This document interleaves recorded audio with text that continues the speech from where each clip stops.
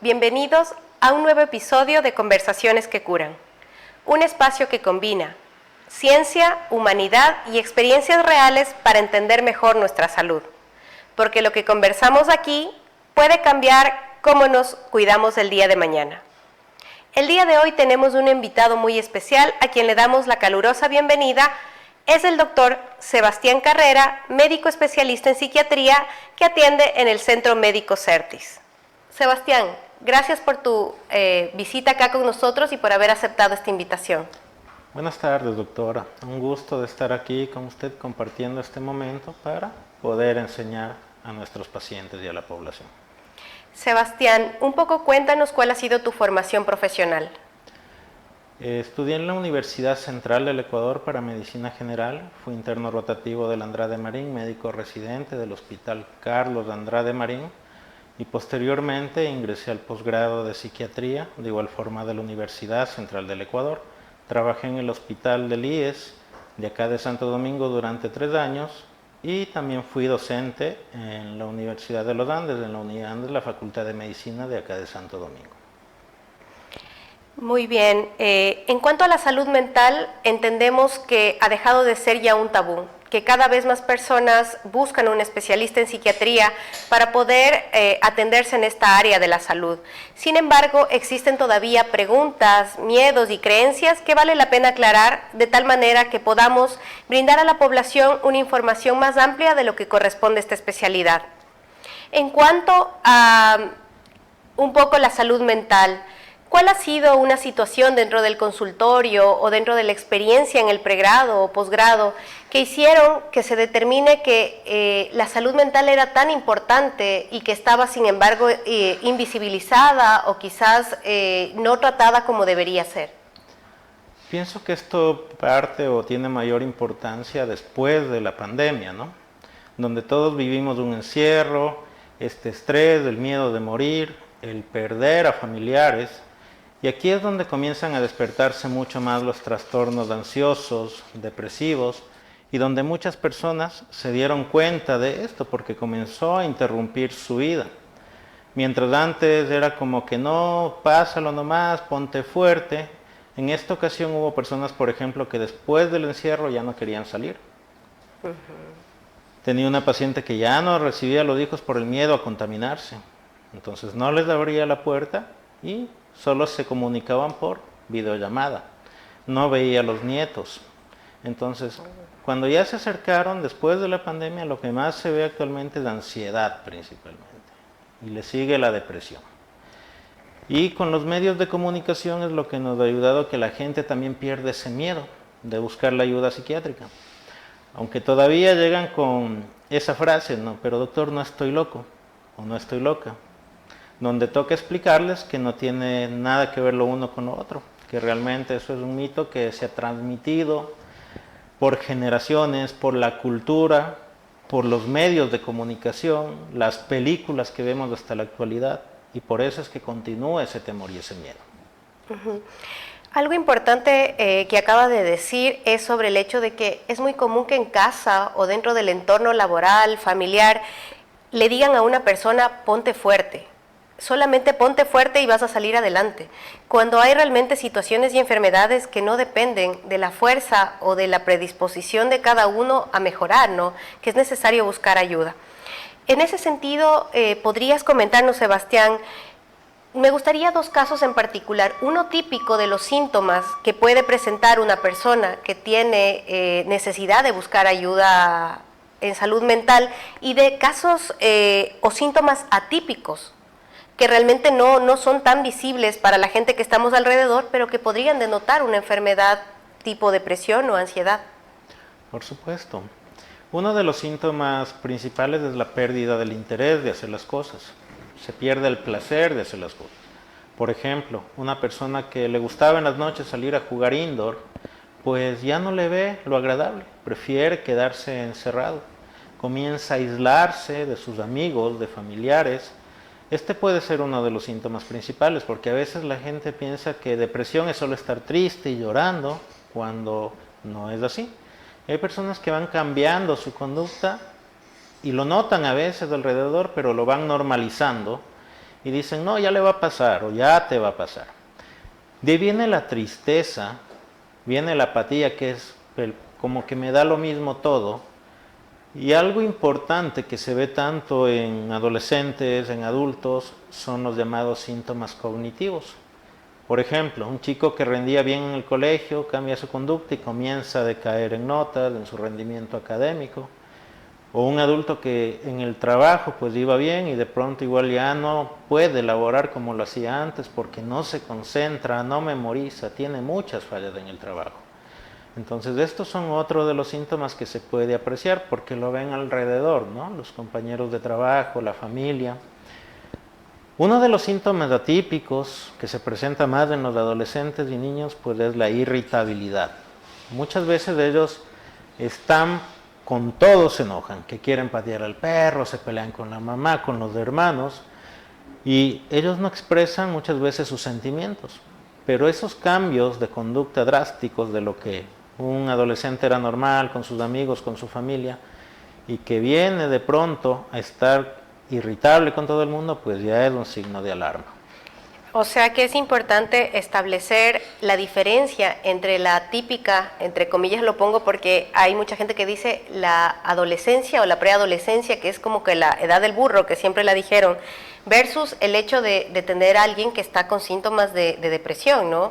Eso es importante detectar porque podemos dejar pasar como madres, como cuidadores directos, quizás haciéndolo pasar por esta etapa en la que también existen cambios, ¿no? Exacto.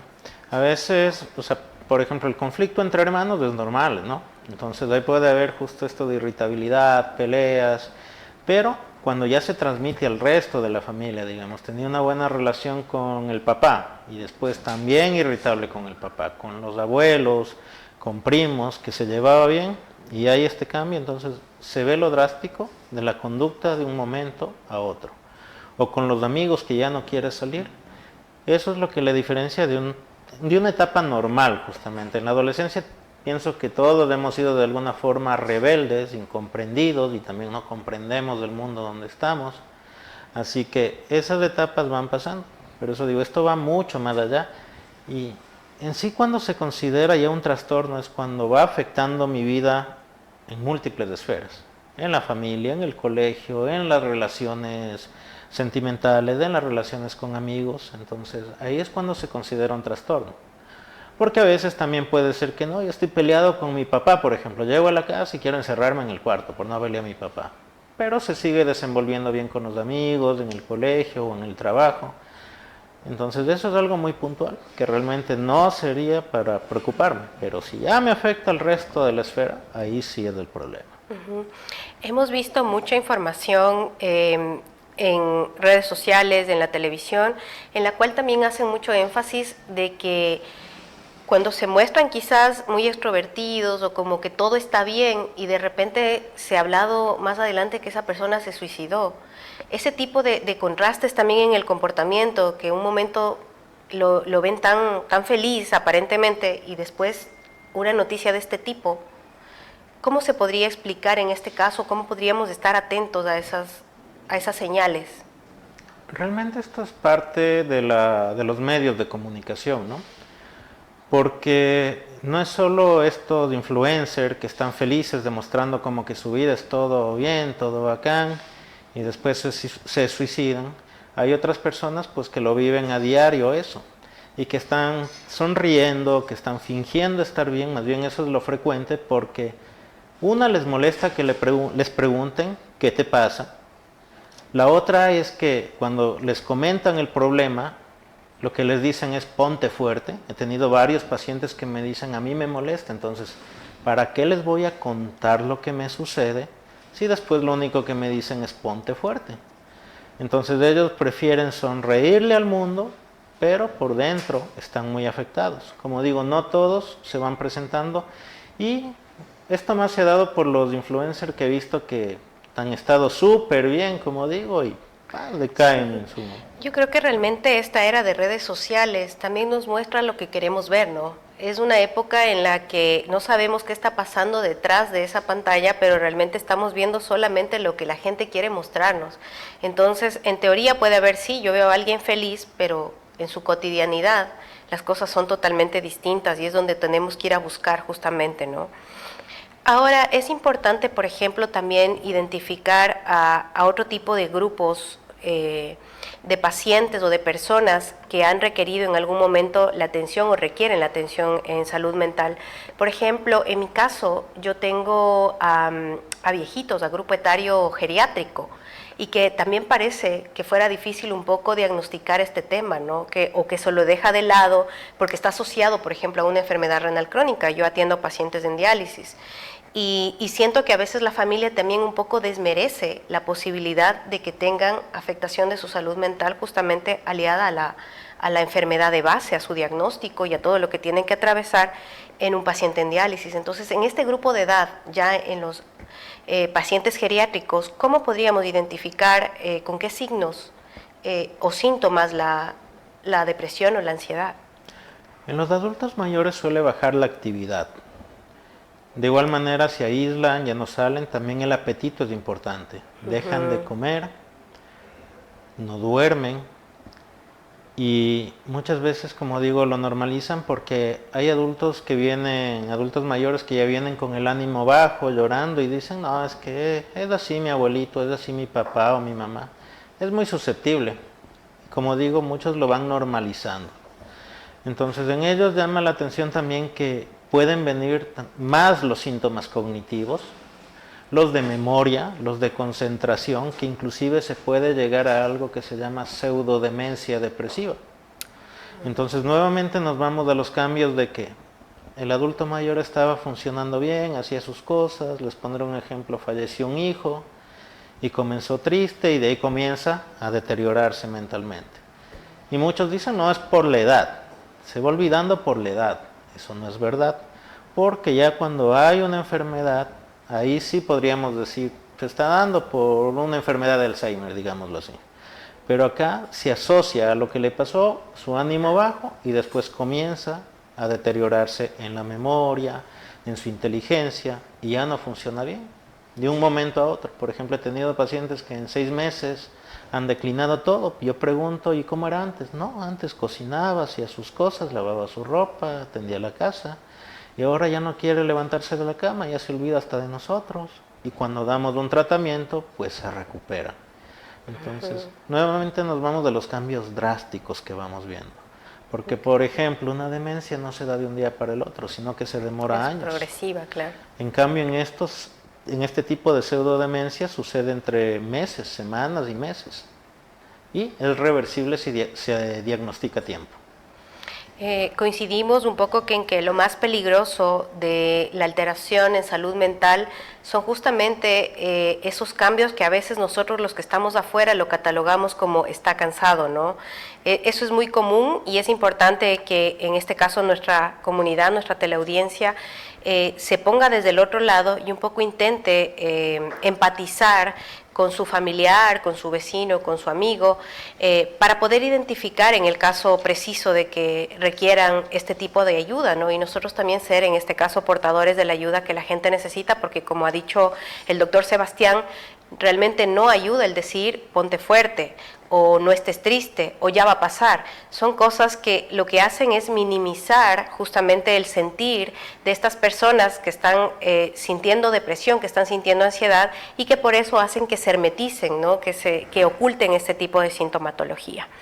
Realmente me parece bastante interesante. Me gustaría un poco ingresar al tema de los mitos. Es necesario porque, como hablábamos inicialmente, la salud mental en nuestro país específicamente, porque creo que ha habido otros países de Latinoamérica que la han abordado desde mucho tiempo atrás. Nosotros, como dice el doctor Sebastián, se ha fortalecido desde el tiempo de la pandemia, en que la gente acude con mayor facilidad o sin vergüenza a la consulta de un psiquiatra, por ejemplo. Entonces, todavía existen mitos que puede estar haciendo que la gente que no ha decidido aún asistir tenga ese tipo de preguntas o dudas. Entonces, uno de esos es que no porque el psiquiatra me va a mandar medicación que me vuelve dependiente. Ese es uno de los temas más importantes y lo que muchos repiten. Al llegar dicen, pero no me voy a volver dependiente. Y pese a que uno les explica todo, cómo se trata la enfermedad, lo que hacen los fármacos, Muchas veces me escriben, doctor, pero no me voy a volver dependiente porque la vecina me dijo tal cosa. Entonces, a veces lo que uno ya les explica, los pacientes entienden, el resto de personas se encargan nuevamente de ponerle los mitos. Y hablando de esto, de la dependencia, los fármacos, pues hay fármacos que sí causan dependencia, ¿no? Que los utilizamos con precaución, como indican las guías, por un tiempo determinado de hasta 2 semanas. Uno de ellos es el clonazepam, por poner un ejemplo. Y hay otros fármacos de venta libre, que es lo que causa preocupación, que en las farmacias lo dan, sin más ni más, porque desconocen lo que causa esto. Uno de ellos es la sopiclona, que sirve para dormir. Entonces, este es uno de los fármacos que sí me causa tolerancia, que la tolerancia es que va perdiendo su efecto, ya no me hace efecto una pastillita, 2 ha de ser. Ya van unos 2 meses, ¿no? Ya no me hace efecto, 3 han de ser. Y he tenido pacientes que llegan tomando 10, 15 tabletas al día. Y ahí es la dependencia. Y lo malo es que cuando llegan a la consulta a veces dicen, pero lo que me va a dar no me da dependencia. Le digo, pero tengo que quitarle lo que realmente tiene dependencia y darle algo que no vaya después a seguir aumentando. Alguna vez en la clínica en Quito donde trabajé había un paciente que tomaba 30 sopiclonas. Entonces él sí tocó hospitalizarle para irle retirando poco a poco. Porque con él sí fue muy complejo. Así que este de aquí, bueno, hablando de los que causan adicción. La mayoría de fármacos no lo hacen. Manejamos antidepresivos, los inhibidores de recaptación de serotonina, los inhibidores de recaptación de serotonina y noradrenalina, los multimodales, los antipsicóticos que nos ayudan en muchos casos para hacer dormir en dosis bajas en el insomnio crónico, pero son fármacos que no causan dependencia. Y ahí viene otro concepto que es la de la enfermedad mental, que es crónica. Entonces hay trastornos como el insomnio, que puede ser crónico, al igual que la hipertensión, donde yo doy la medicación para tratar la enfermedad, porque el insomnio es una enfermedad. Y no es que después va a depender de la pastilla, sino que se necesita. Igual el hipertenso necesita el antihipertensivo para no enfermarse más. Y la persona que tiene insomnio, depresión crónica o ansiedad crónica, necesitamos medicarle para que su salud esté bien. Como digo, igual que la diabetes, va llevando a sus complicaciones si no se medica de igual forma. Y creo que también esa es la baja adherencia en las otras especialidades, ¿no? Porque en todo hay lo que los pacientes no quieren tomar la medicación y posteriormente se complica. Correcto. Otro de los mitos que también se escucha sobre todo en esta población latina, nuestra, machista, es que los hombres no somos débiles, los hombres no lloramos, los hombres no nos ponemos ansiosos, los hombres no nos deprimimos. Y eso hace que muchos hombres no acudan justamente a la consulta cuando tienen necesidad. Es importante eso en la región donde nos encontramos, en lo que es el sector costa, especialmente Manabí. Es una sociedad bastante machista, ¿no? Y se escucha muy frecuente eso. Y es más fácil como que no, mejor vamos a tomarnos una cerveza o vamos a tomarnos un puro para que te vaya pasando. Y esta es la forma de solucionar de muchos los problemas. Y lo mismo, en cambio, se enganchan del alcohol y posteriormente tienen problemas, además de la depresión, de una dependencia al alcohol. Entonces sí es importante mencionar esto porque este machismo influye también en lo que es las mujeres. Por ejemplo, he tenido pacientes que dicen, no, es que yo no he podido venir porque mi marido dice que no, ¿para qué vas a ir? Y como él es el que manda en la casa, entonces no pueden hacerlo. De igual forma con niños, con adolescentes, de que dicen, no, es que mi papá no cree en esto y no quería que vengamos. Y es esa voz de mando que se tiene, que no permite que las personas busquen. Porque también muchos adolescentes, ya viendo en las redes, en los videos, han dicho a los tíos, porque a veces no les creen, como digo, los padres, ayúdame, necesito ayuda de psicología o psiquiatría porque estoy sintiéndome mal, me vienen ideas raras a la cabeza de quitarme la vida. Y pues vemos cómo afecta tanto esta parte de la condición social, de las costumbres que tenemos, ¿no? Justamente hablando ahora de este tema en particular, también a veces puede ser un mito que lo vemos desde fuera, ¿no?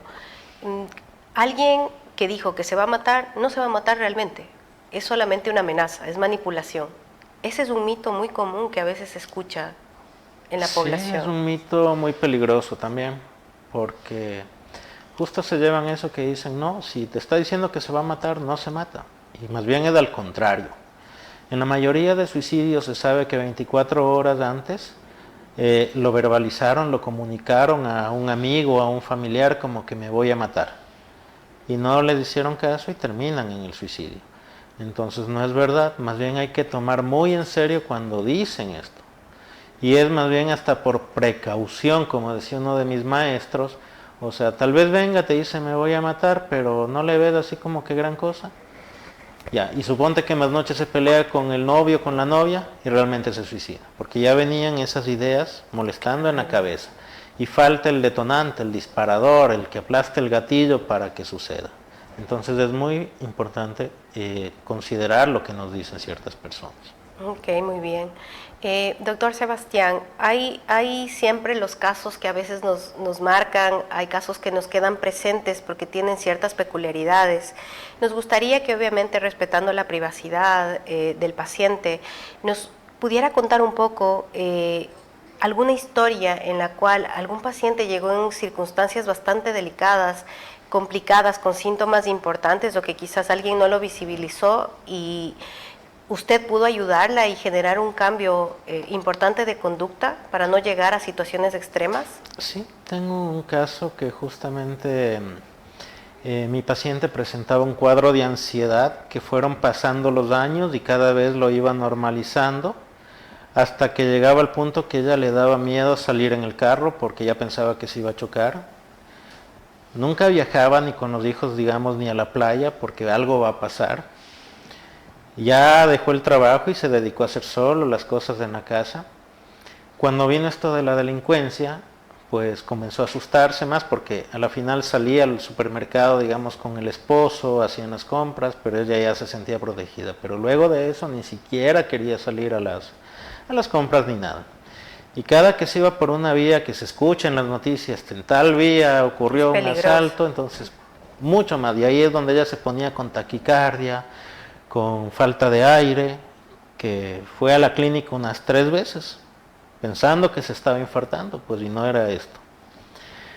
Aceptó ir a psiquiatría porque primero se negaba, no quería fármacos y todavía se niega, pero ya se ha dado cuenta que le ha cambiado la vida y ya sigue el tratamiento. Entonces ella ya empezó a perder el miedo, comenzó a salir un poco más, hasta el punto que ahora ya no necesita salir ni con el esposo, sino que maneja, ya se ha ido a la playa con los hijos, o sea, ya sale y ella se da cuenta, ahora razón y dice, no, o sea, me he perdido años de compartir con mi familia, mis hijos, ¿cómo les voy a tener encerrados acá?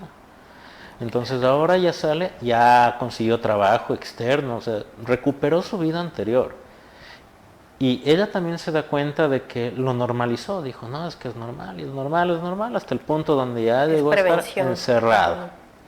Entonces ella es uno de los casos que tengo, unos 2 o 3, tengo de otra paciente que tenía miedo a volar y por eso nunca iba a los viajes porque la familia tenía en Estados Unidos, en varios lugares, pero ella nunca iba. Entonces comenzamos un tratamiento adecuado y lo consiguió. Ahora ya viaja tranquilamente. Y pues se desenvuelve bien en todo, porque hasta en lo profesional tenía ella que viajar en aviones y muchas veces no lo hacía por el miedo. Ok, ahora tocando un poquito una enfermedad que no es muy conocida, no es muy difundida, la esquizofrenia, por ejemplo.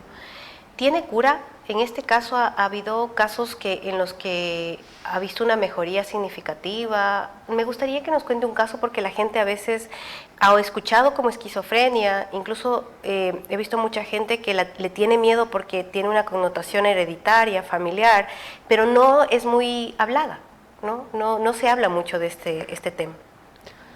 La esquizofrenia sí es muy especial, es uno de los trastornos más graves, degenerativos en mi área, en la psiquiatría, y depende de cómo se presenta.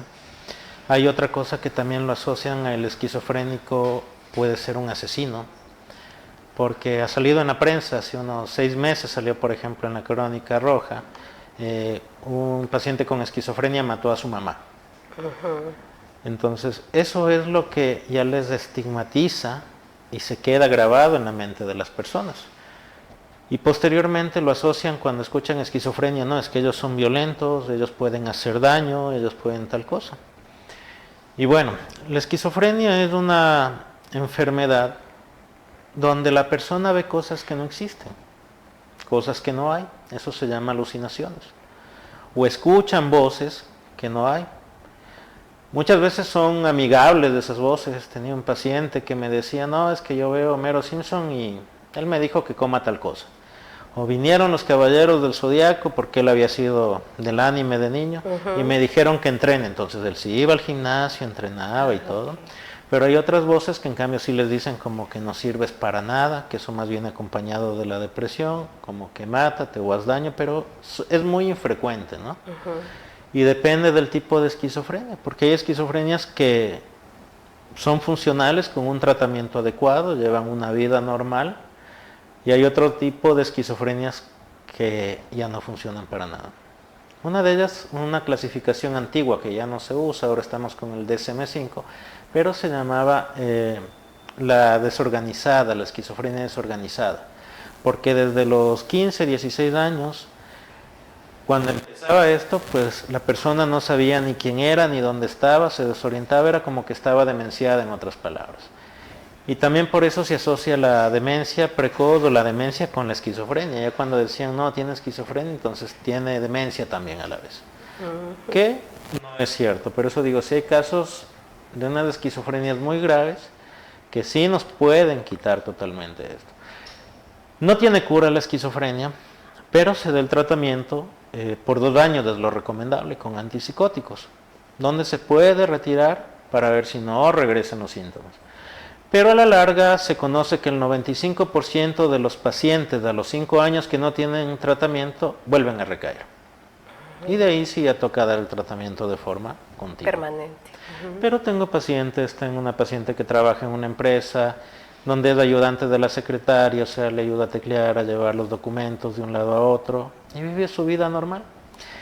Y los familiares, recuerdo de esta paciente, como tenía esquizofrenia, dijeron, no, es que ella está mal mentalmente, yo quiero que se jubile para que reciba el bono y todo esto. Y le digo, no, porque ¿qué va a hacer ella en la casa encerrada? Claro, la va a perjudicar quizás, en vez de Sí, ayudarla. porque un día que le habían sacado del trabajo, un mes más bien dicho, cuando yo la recibí solo pasaba de un lado al otro en la casa caminando sin saber qué hacer. En cambio acá ella se siente funcional, hace las cosas y gana su propio dinero para mantenerse y ayudar inclusive hasta la familia. Pero a veces es la parte externa, como digo, la familia también los que le estigmatizan y a veces les incapacitan, porque dicen, no, es que no puede hacer esto, es que tiene esquizofrenia, no puede hacer esto, no que no haga este otro, no que no haga este otro, cuando no es verdad. Más bien hay que darles un estilo de vida lo más normal posible. Muy bien. Hemos hablado un poco sobre el tema de sintomatología, de cómo se presenta un paciente que requiere ayuda en salud mental, pero ¿cuándo es oportuno buscar ayuda? ¿En qué momento, con quién debería ir? Es una de las preguntas que se hacen, ¿no? ¿Voy al psicólogo o voy al psiquiatra? ¿Cuál es la diferencia entre los dos y cuándo debería buscar ayuda con el uno y cuándo con el otro? Voy a poner el ejemplo de la tristeza. Cuando sucede un acontecimiento negativo, algo malo, nos roban, fallece alguien, bueno, pasa algo negativo, pues viene tristeza. Pero esa tristeza con los días va pasando y uno se va recuperando. Pero si falleció la mascota de una persona, digámoslo así, pasan los días y la persona sigue muy triste, sigue llorando. Y pasan los días y sigue igual. Pasan 2 semanas, sigue igual. 3 semanas y no se ve nada de recuperación. Y a veces más bien siguen bajando la parte afectiva.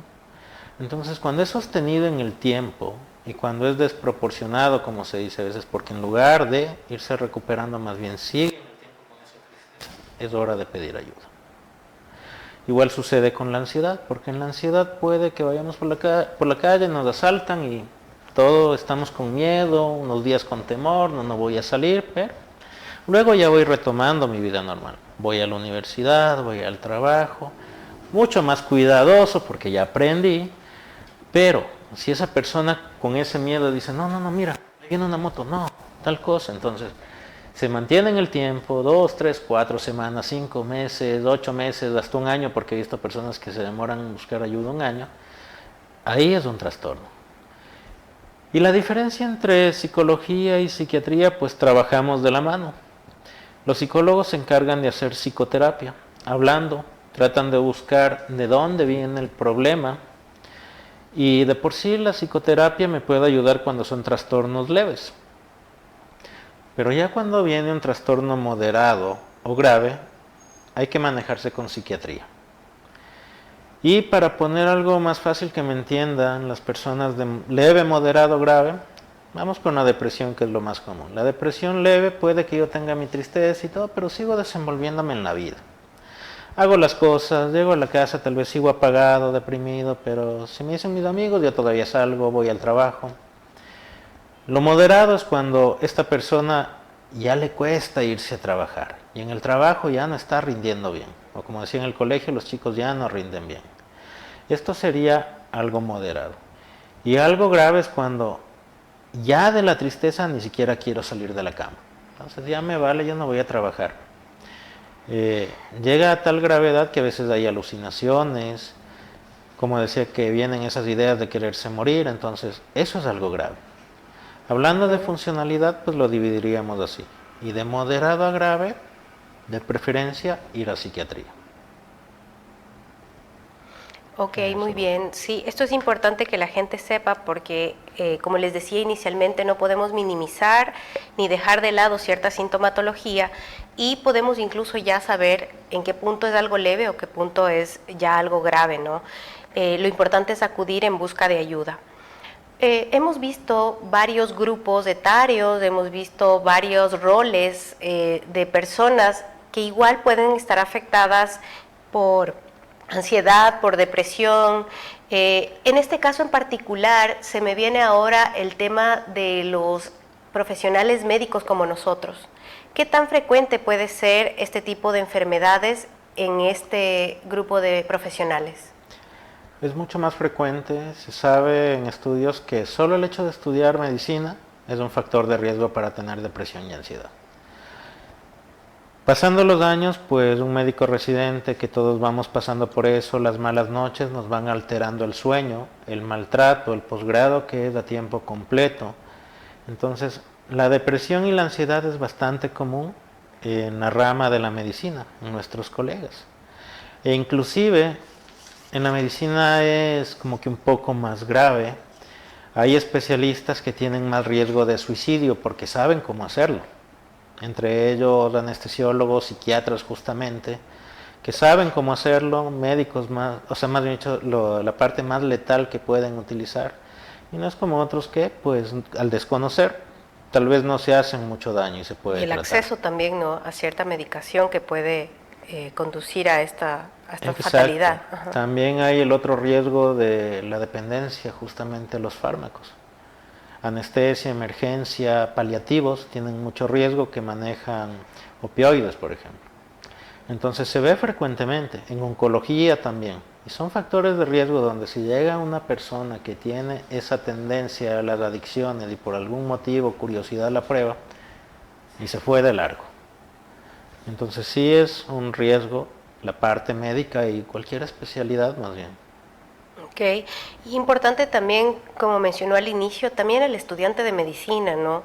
Es muy común que realmente como padres todos quieran vernos de médicos y todos quieran que sus hijos a veces estudien medicina, pero realmente la presión del tiempo de estudio, de la carga de estudio, significa también una carga emocional importante para el estudiante y por eso es importante recalcar que hay que dar un acompañamiento, ¿no? Yo, por ejemplo, recordé un poco en el tiempo de la medicina, cuando estudiaba medicina también en la Universidad Central, habíamos mucha gente que íbamos de provincia hasta Quito y realmente, aparte del factor estudiar, se viene el tema de acompañamiento, el tema de apoyo, ¿no? No es lo mismo que un estudiante llegue a la casa y vea a su mamá, tenga su comida lista, a un estudiante que vaya de provincia y realmente se vea solo en casa. Entonces, me recordó mucho esta parte y es necesario que los padres de estudiantes de medicina también brinden ese apoyo, porque hemos visto casos internacionales incluso de muchachos que se suicidaron, ¿no? Estudiando medicina, ni siquiera llegaron a concluir la carrera, y también hemos visto muchos casos de médicos, especialistas en diferentes ramas, que han optado por el suicidio por alguna circunstancia, ¿no? Y justamente lo que hablaba Sebastián, el acceso a los medicamentos, la forma en saber cómo hacerlo de una manera más sencilla, por decirlo así, hace que sea más común este tipo de circunstancias que se escuchen. Es importante también hablar quizás en una población o en un rol bastante minimizado, quizás descuidado, que son también un poco las amas de casa, ¿no? Gente que está en casa, que aparentemente tiene mucho tiempo en la casa, no trabajan, los que trabajamos, los que salimos somos los cansados y ellas realmente están en la casa, pero el trabajo de casa, el trabajo de cuidar a los niños es bastante también emocionalmente difícil. Es así, en muchas personas hay sobrecarga, ¿no? Pero hay otras, hablando de las damas de casa, recordando, las que más me van presentando ya son las personas mayores, que pasan de los 40, 50 años, y es por un motivo, porque ya tienen menos responsabilidad, porque ya los hijos van saliendo, se van casando, y las personas se quedan ya en la casa haciendo las tareas habituales, pero ya no tengo pues a quién cuidar. Y ese es uno de los problemas que presentan ellos, porque a más tempranas de edades más bien no he visto mucho, pero ya digo, pasando los 40, 50 años y no se diga ya, mucho mayores, porque ahí sí ya se quedan a veces solo con el esposo. Alguna vez tenía algún paciente que nunca se llevaron bien, pero como no se veían, no pasaba nada, ya se jubiló el esposo y ahí sí llegó a la casa y bronca tras bronca, un cuadro depresivo. Así que depende mucho de la edad, este factor. Ok, y recién salió una ley, Sebastián, que hablaba justamente de los colaboradores de empresas y el acoso laboral.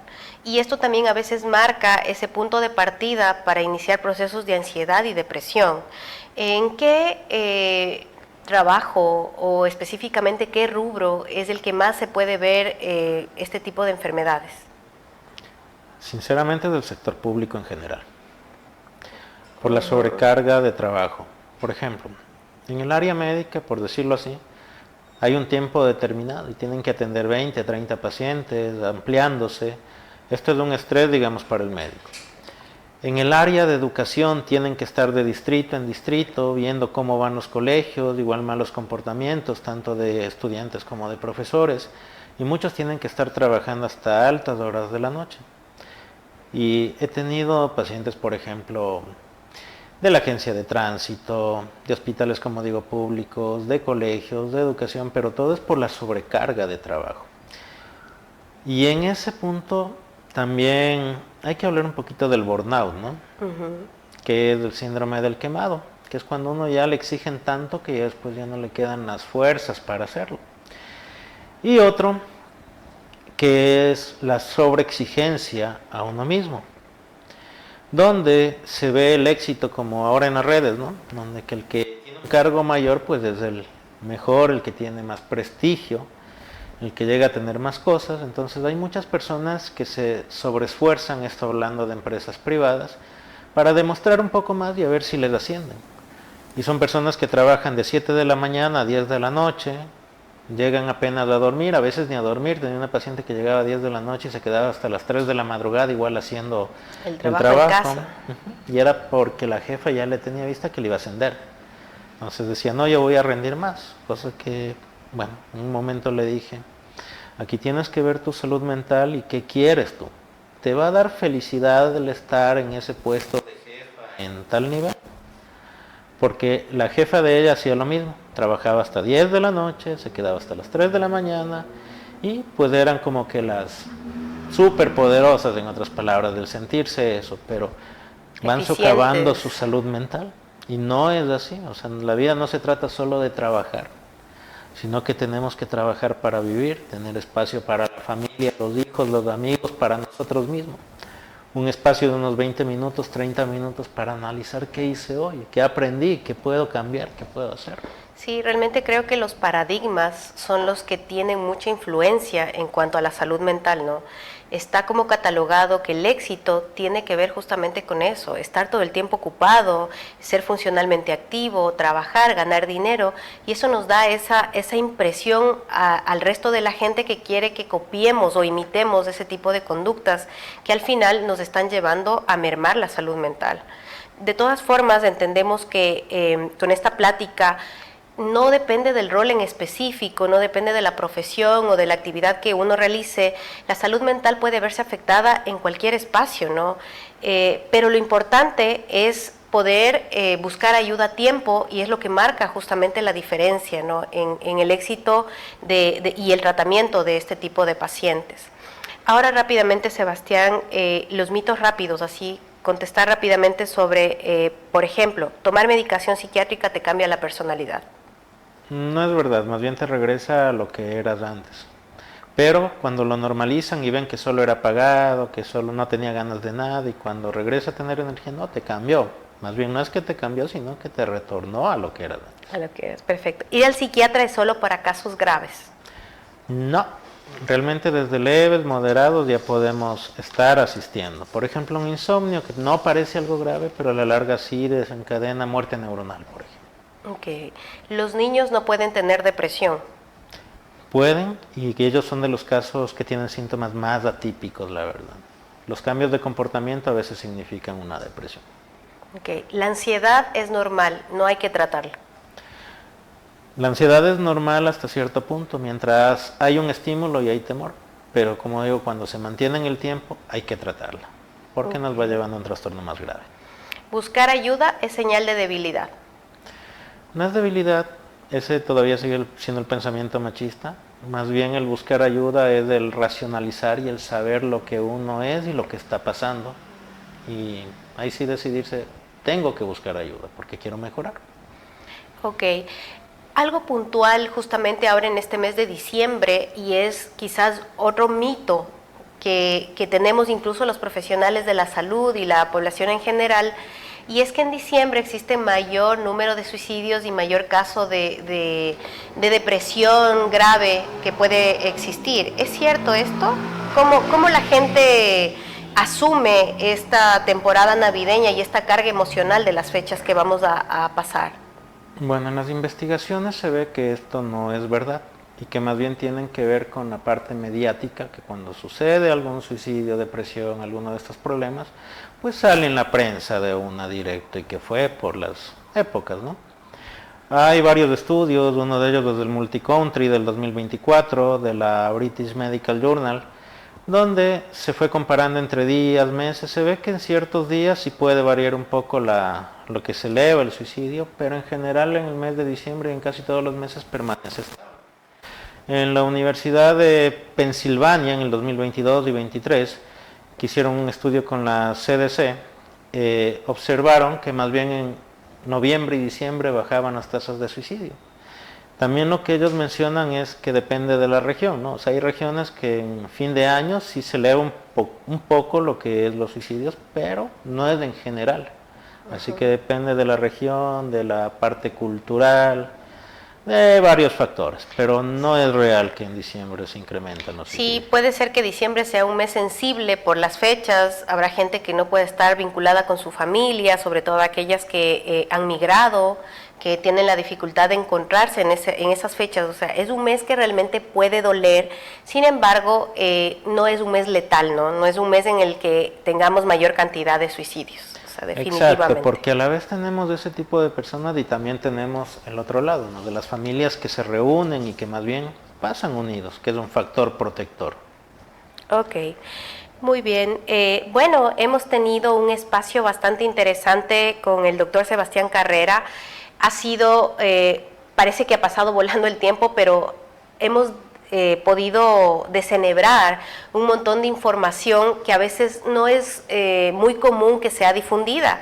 El doctor tiene un espacio en TikTok, es importante seguirlo. Él se encarga mucho de educar a la gente en función a los medicamentos que pueden usar, a qué es la depresión, a qué es la ansiedad, los síntomas, sería importante que lo sigan porque cada uno de nosotros somos responsables de la salud mental también, que es parte fundamental. A veces nos ocupamos de la salud física, nos duele algo, nos molesta algo y vamos al médico, pero cuando tiene que ver algo con la salud mental a veces la dejamos de lado. En este espacio hemos querido dar justamente la importancia necesaria a todo lo que tiene que ver con el tratamiento y manejo de la salud mental y sobre todo enfocado en la prevención de circunstancias fatales que pueden darse en estos casos.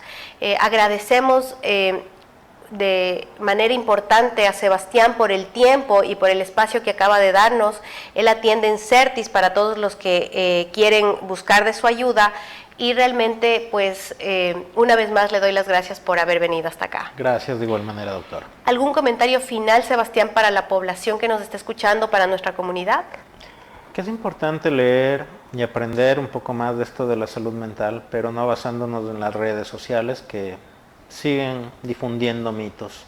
Entonces buscar información certera para aprenderla.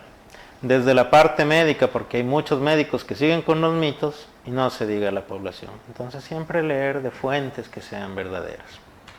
Muy bien, les agradecemos una vez más por haber estado en este episodio de Conversaciones que Curan y les esperamos nuevamente en un nuevo episodio que va a ser seguramente interesante. Gracias por escucharnos. En Certis transformamos la salud en bienestar con un enfoque integral. Te ofrecemos consultas de especialidad con profesionales de primer nivel, seguridad y salud ocupacional, aliándonos con las empresas para el cuidado de sus colaboradores. Una unidad móvil de rayos X que lleva nuestros servicios hasta donde lo necesites. Nuestro club Certis diseñado para empresas con programas de prevención y bienestar. Un laboratorio clínico confiable y preciso. Rayos X y ecografía con equipos modernos. Y también el uso de consultorios médicos brindando espacios profesionales para especialistas. En Certis trabajamos cada día para que tu salud sea un puente para una vida plena, productiva y feliz.